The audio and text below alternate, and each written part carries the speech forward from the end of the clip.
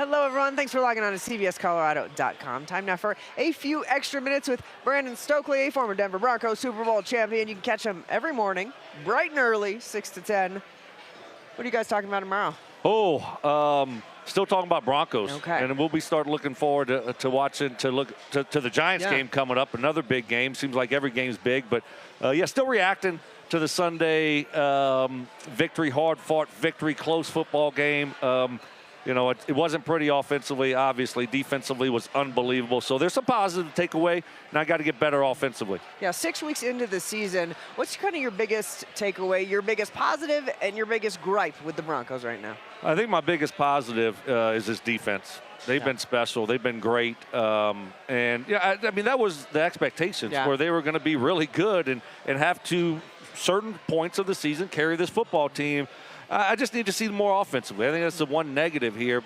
A little bit more consistency offensively. We haven't seen that yet.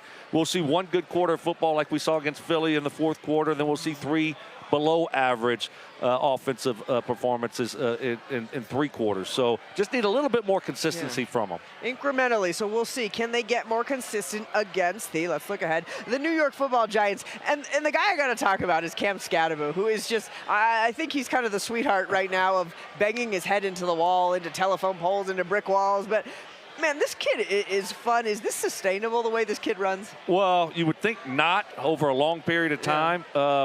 But, I mean, he's been great for him. He's bringing energy to that football team, to that building. You can see that. Jackson Dart, their quarterback, also. Those two together, it looks like a totally different football team. But he's been great. He's hard to tackle. You got to bring a lot of guys to the party to tackle him because one guy is not tackling that guy. Jackson Dart's very athletic. You got to keep him in the pocket.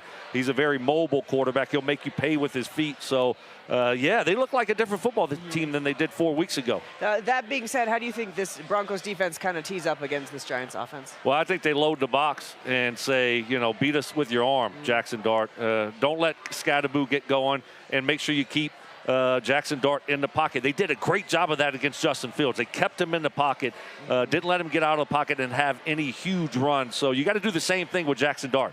You talked about more consistency with the offense. So what's the one big thing, if I said Stoke, you got to see this from them on Sunday? Let's run the ball. Run the ball, run the ball, run the ball. Be better running the football. And we saw it in the fourth quarter against Philly, and it paid off in a big way. So got to get back to running the football. Take some pressure off of the passing game. Take some pressure off of Bo Nix.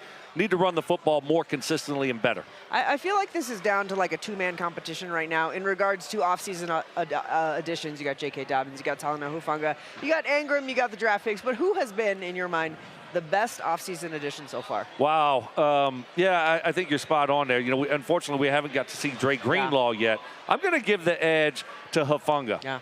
He's just been great in the back end. He had a big-time sack yesterday, so he's been great. Dobbins also, has been a great addition to the running back room. But I'm going to give an edge there to Hufanga. I agree with you. I think that people kind of they look at the stats and they're just going to go Dobbins, but they've both been great. Looking forward, we talk about kind of peaking at the right time, and you talk about this offense.